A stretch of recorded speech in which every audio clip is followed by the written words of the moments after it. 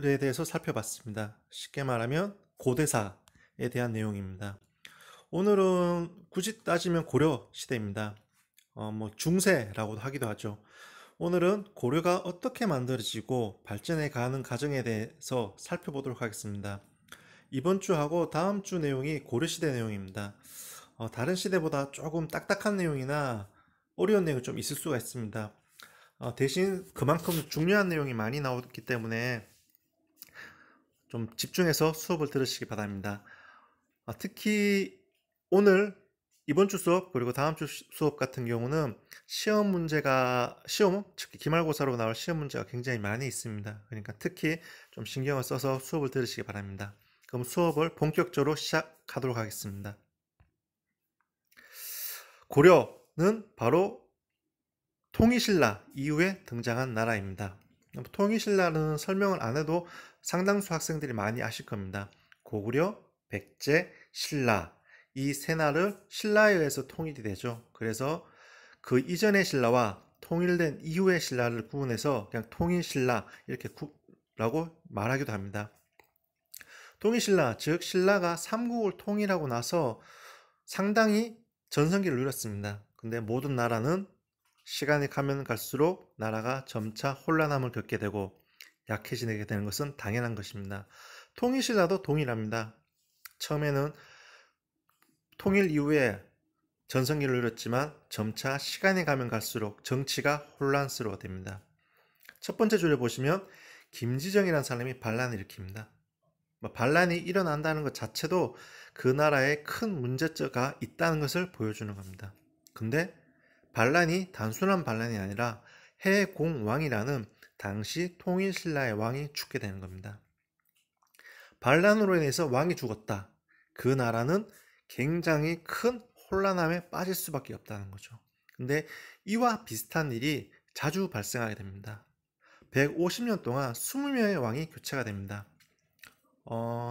보통 7년 정도 왕이 재위기간이 이렇게 되면 한 7년 정도가 되는데 왕의 재위기간이 7년이라는 것은 굉장히 짧습니다. 정상적인 왕의 교체가 이루어지지 않았다는 거죠.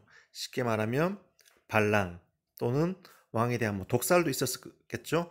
등의 이유로 왕이 비정상적으로 교체가 되었다는 것을 말하는 겁니다. 그게 150년 동안 20명의 왕이 죽는 사태가 발생하게 된 거죠.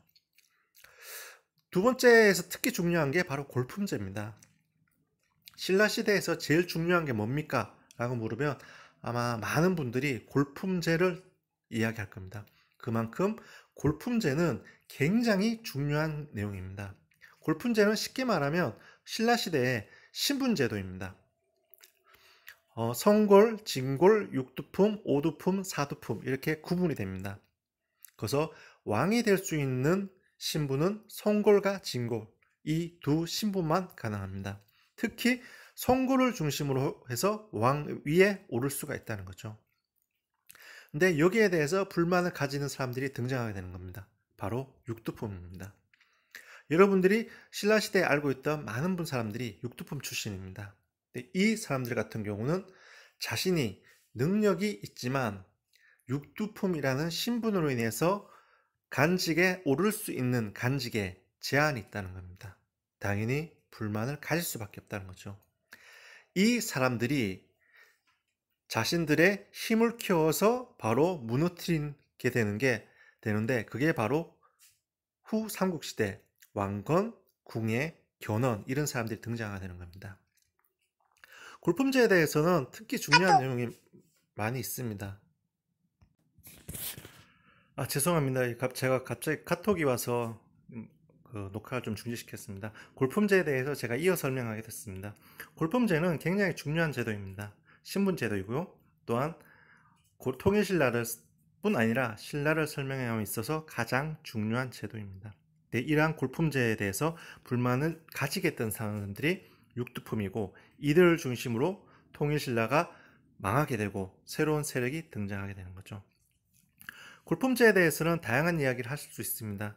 하지만 제가 거기에 대해서 일일이 설명을 다 하는 것보다 골품제와 관련된 짧은 영상이 한 편 있습니다.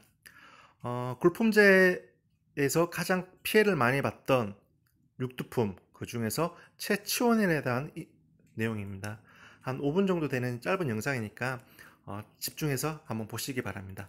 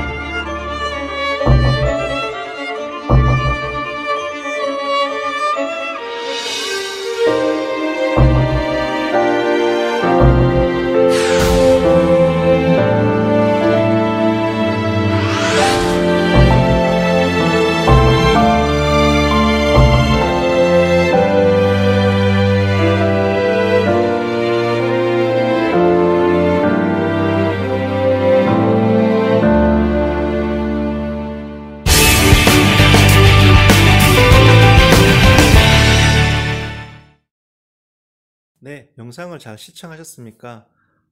채치원일 같은 경우는 육두품의 대표적인 인물이었습니다. 하지만 그 사람은 뛰어난 능력에도 불구하고 신분의 제약이 있었습니다. 그렇기 때문에 신라에서 오를 수 있는 간직은 제한이 있었습니다. 그렇기 때문에 채치원은 바로 당시 최고 선진국이라고 할 수 있는 당나라에 가서 과거 시험에 합격하고 그리고 당나라에서 간직 생활을 하게 됩니다. 물론 나중에 신라에 돌아와서 살게 되기도 하죠. 이런 채치원의 삶을 보면서 알 수 있듯이 통일신라는 골품제라는 신분제도에 의해서 운영이 됐던 나라입니다. 하지만 신분제도의 성격상 특정 신분에 불만이 발생할 수밖에 없습니다. 그렇기 때문에 이들을 중심으로 해서 불만이 점점 늘어나게 되고 그리고 이들이 군사력, 정치력을 점점 키워가면서 통일신라는 망하게 되고 새로운 세력이 등장하게 되는 거죠. 세 번째가 바로 귀족들의 토지 학대입니다. 이거는 쉽게 말하면 각 지방의 다양한 세력들이 토지를 장악하는 거죠. 즉, 이 땅은 내 땅이야. 이렇게 하는 땅이 점점 늘어나게 된다는 겁니다. 이렇게 되면 어떠한 문제가 발생하는가 하면 다음에 보다시피 농민들의 생활이 악화될 수밖에 없습니다. 즉, 농민들 입장에서는 귀족들한테도 세금을 내야 되고 또한 국가에도 세금을 내야 되고 이러다 보니까 가중한 세금 부담을 겪을 수밖에 없는 거죠. 그렇기 때문에 이들이 생활이 점점 약화될 수밖에 없습니다. 다음으로 주목을 할 내용이 뭔가 하면 귀족들의 토지가 늘어나면 늘어날수록 정부, 즉 중앙정부, 여기서 하면 신라 왕실쯤 되겠죠. 신라 왕실은 상당히 불편해질 수밖에 없습니다. 뭔가 하면 본인들의 영향력이 미칠 수 있는 지역이 점점 좁아지게 된다는 거죠. 이러다 보면 당장 세금을 거둔다든가 아니면 왕의 명령이 각 지방에 아주 원활하게 전파되지 않는 문제가 발생하게 되는 겁니다. 이러다 보니까 통일신라 말기에서는 신라 왕실의 영향력이 미쳤던 장소는 경주 또는 그 인근 지역에 국한되어 있었습니다. 다시 말하면 통일신라는 한반도의 넓은 영토를 가지고 있었지만 실질적으로 통일신라가 다스릴 수 있었던 지역은 경주 일대에 불과했다는 거죠. 이 호족의 등장이라는 게 굉장히 중요합니다. 요 앞에 보면 귀족들의 토지학대에 보면 요 귀족 있죠? 그거와 유사한 개념이라고 생각하시면 될 것 같습니다. 호족 같은 경우는 쉽게 말하면 지역 유지라고 생각하시면 됩니다. 각 지역에서 군사력과 또한 세금을 징수하면서 그 지역에서 독자적인 권력을 유지하는 집단으로 볼 수 있죠. 이러한 호족 같은 경우는 신라, 즉 통일신라 입장에서는 상당히 껄끄러운 대상입니다. 즉 통일신라 입장에서는 호족 같은 경우는 반란 세력에 가까웠다는 거죠. 하지만 신라 왕실이 만약에 힘이 강력한 힘을 가지고 있었다면 호족을 제압을 했겠죠. 아마 신라의 힘이 막강했다면 호족은 아마 등장하지도 않았을 겁니다. 하지만 신라 왕실이 점차 약해짐에 따라 지방에서는 점점 호족이라는 지방 세력이 성장하게 되는 거죠. 이들 호족 같은 경우는 다양한 세력과 밀접한 관련을 맺게 됩니다. 특히 여기 보면 선종 있죠. 이 선종이라는 게 중요한 겁니다. 당시 왕실 신라에서는 불교가 가장 강력한 영향력을 미치고 있었습니다. 그러다 보니까 신라시대에 만들어진 다양한 유물은 대부분 다 불교와 관련된 경우가 많이 있습니다.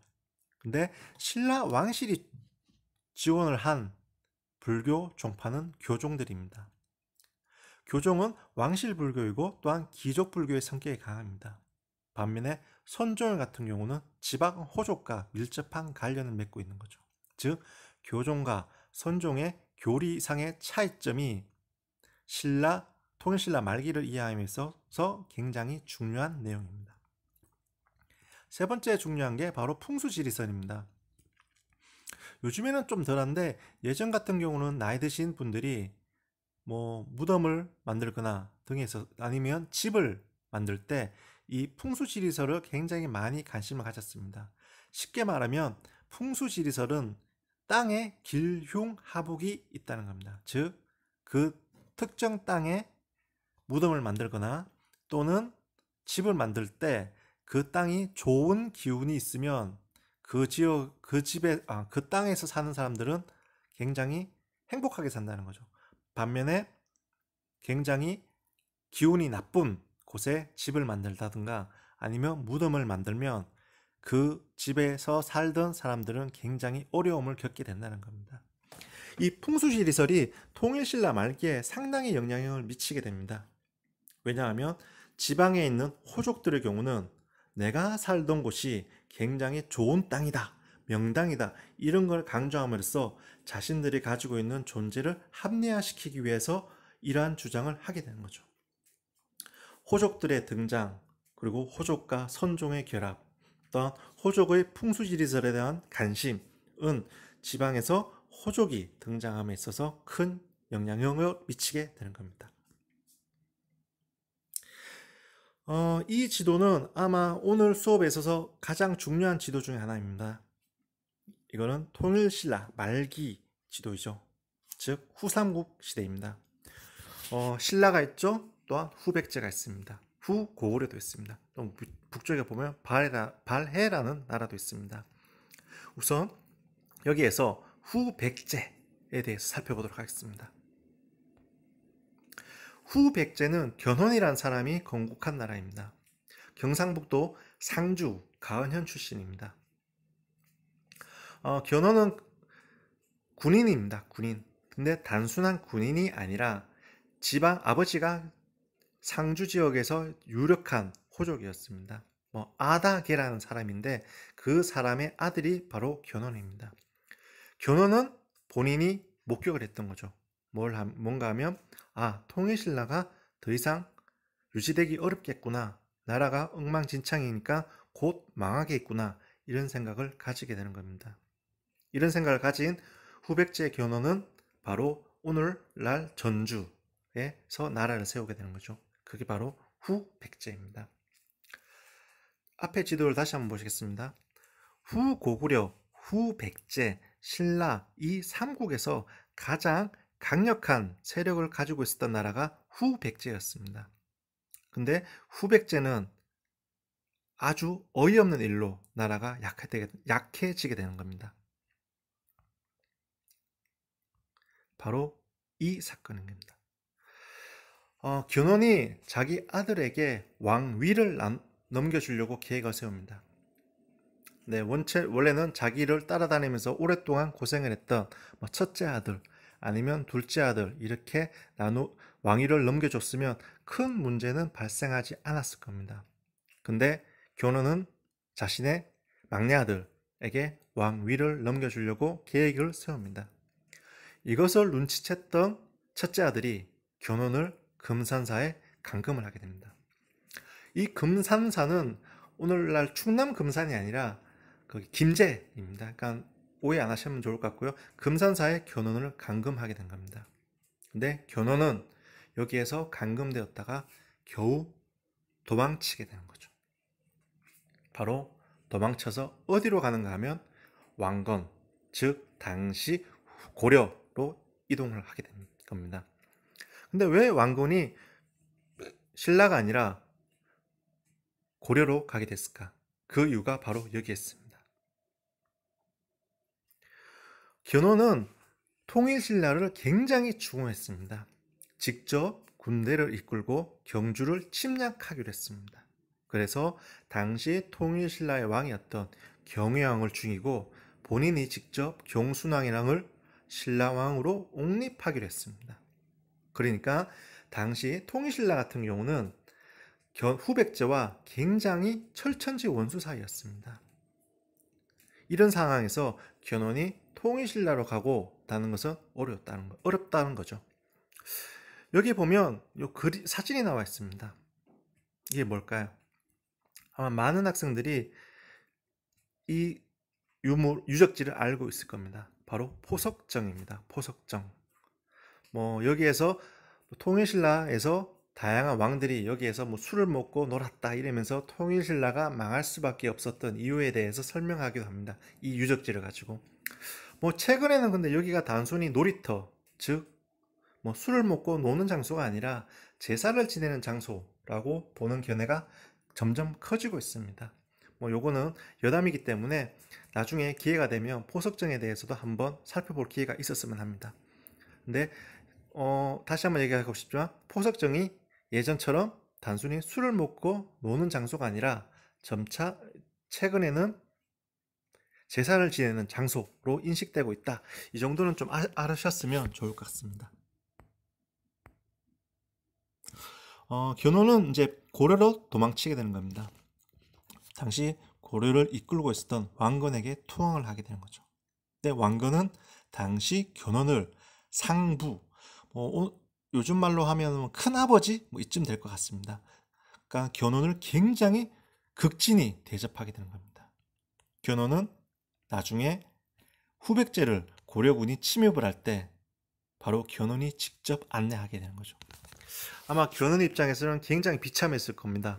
왜냐하면 본인이 엄청난 고생을 해서 만든 나라를 아들에게 어이없는 이유로 빼앗기게 되고, 그리고 그 나라를 무너뜨리는데 큰 기여를 하게 됐다는 것 자체가 견훤 입장에서는 굉장히 큰 슬픔이었을 겁니다. 다음으로 살펴볼 인물이 바로 궁예입니다. 후 고구려의 궁예. 굉장히 강렬한 인상을 가지고 있죠. 여기 이 인물에서 보다시피 궁예는 한쪽 눈이 이제 좀 보이지 않았다고 합니다. 다쳤다는 거죠. 뭐 일설에 의하면 이런 이야기도 있습니다. 뭐 신라 왕족 출신이다. 즉 궁예가 신라 왕족 출신인데 신라 왕실내에서의 왕위 계승 다툼에 휘말려서 눈을 다치게 되었다. 뭐 이런 이야기도 있기는 합니다. 하지만 실제 그게 이야기가 맞는지는 확인하기는 어려운 상황인데 아마 의도적으로 이런 식으로 꾸미지 않았을까 그렇게 보고 있습니다.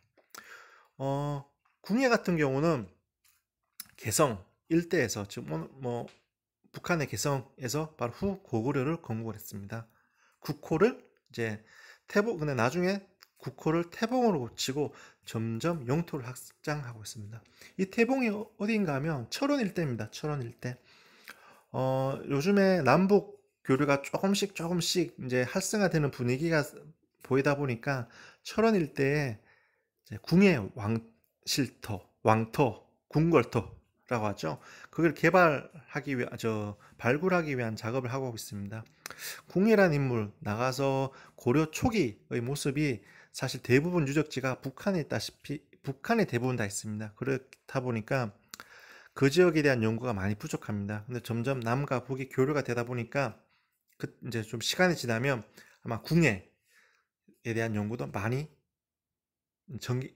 이루어질 거라고 생각하고 있습니다.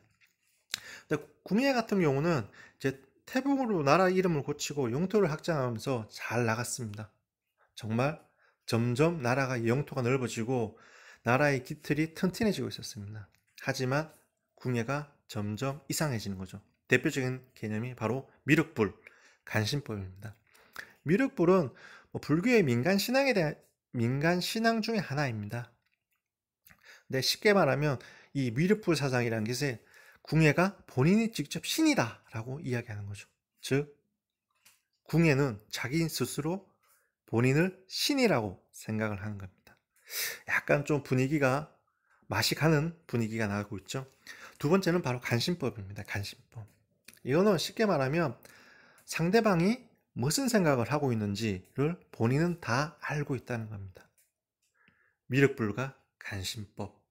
이 자체가 봐도 궁예의 마지막 모습이 얼마나 항폐했는지, 궁예의 마지막 모습이 얼마나 황당무계하고 폭력적이었는지를 보여주는 거죠. 그래서 왕건의 반란으로 인해서, 즉 왕건은 궁예 밑에 있던 사람입니다. 왕건이 반란을 일으켜서 이제 궁예를 쫓아버리는 거죠. 이게 궁예에 대한 기본적인 내용입니다. 물론 최근에 조금씩 궁예에 대한 연구가 나오면서 궁예를 좀 다른 방향에서 바라보는 연구도 나오고 있습니다. 그 영상에 대해서는 제가 다 시청하는 건 좀 어려울 것 같고 역사 스페셜에 보면 선각대사비라는 짧은 한 40분 좀 넘는 다큐멘터리가 있습니다. 최근에 궁예를 바라보는 인식이 잘 나와 있습니다. 즉 궁예가 정말 좀 비속어긴 하지만 또라이가 아니라 나름대로 굉장히 뛰어난 군주였다. 이걸 보여주는 다큐멘터리가 있으니까 좀 궁예에 대해서 관심이 있으신 분은 그 역사 스페셜에 성곽대사비와 관련된 다큐가 있습니다. 유튜브에도 올라와 있으니까 그거 한번 영상 시청하시면 될 것 같습니다. 이 간신법과 관련해 가지고 굉장히 재밌는 사건이 하나 있습니다. 바로 왕건가의 일화입니다.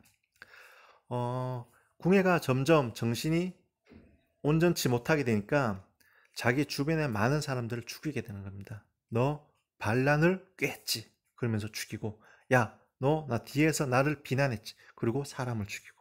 이런 일이 빈번히 발생했습니다. 근데 그때 왕건에게도 똑같은 일이 발생한 겁니다. 궁예가 왕건에게 물어봅니다. 왕건, 너 반란을 계획했지? 딱 이렇게 물어보는 겁니다. 근데 이때 궁예는 왕건을 시험을 한 거죠. 왕건은 그때 대답을 합니다. 보통 사람 같은 경우는 이렇게 얘기했겠죠. 아닙니다. 저는 반란을 꾀하지 않았습니다. 저는 궁예에게 충성을 다하겠습니다. 그런 생각만 가지고 있습니다. 이런 이야기를 하겠지만 왕건은 알고 있습니다. 아, 이걸 나를 시험에 하는구나. 그래서 바로 이렇게 대답하는 거죠. 네, 반란을 계획했습니다. 이렇게 답변을 하게 되는 겁니다. 그제서야 궁예는 웃으면서 말하는 거죠. 내가 간신법을 해서 네가 반란을 계획한 걸 알고 있었는데 내가 솔직하게 이야기하니까 이번에는 넘어가겠다. 이렇게 이야기를 했다고 합니다. 이건 하나의 일화이긴 한데 궁예와 왕건의 관계, 또 궁예의 말년의 모습이 얼마나 황폐했는지를 보여주는 하나의 일화이기도 합니다. 바로 이 인물이 이제 고려를 세웠던 인물, 바로 왕건입니다. 태조 왕건 이렇게 이야기하기도 하죠.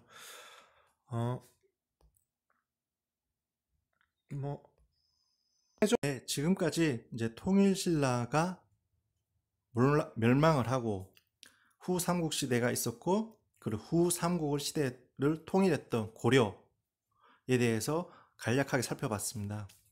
지금 시간부터는 고려 사례가 고려라는 나라가 어떻게 성립을 하고 어떤 특징을 가지고 있었는지에 대해서 살펴보도록 하겠습니다. 고려하면 딱 떠오르는 것이 뭐가 있습니까? 다양한 유물, 대표적인 게 불교 유물을 들 수 있죠. 팔만대장경 이런 것도 들 수 있을 겁니다. 고려 청자 이런 것도 들 수가 있죠. 고려시대 같은 경우는 특징이 바로 굉장히 기족적인 사회라는 겁니다. 어떻게 보면 굉장히 화려한 그런 문화재, 유물이 많이 가지고 있습니다. 지금 저희들이 볼 영상이 한 짧은 영상이 하나 있습니다. 한 4분 정도 되는 영상인데 고려 청자와 관련된 영상입니다. 이 영상은 고려시대가 얼마나 다양한 문화를 가지고 있었고 그리고 얼마나 발전된 문화 수준을 가지고 있었는지를 보여주는 영상입니다. 이 영상 짧게 하나 시청하시고 고려사에 대해서 본격적으로 시작을 하도록 하겠습니다.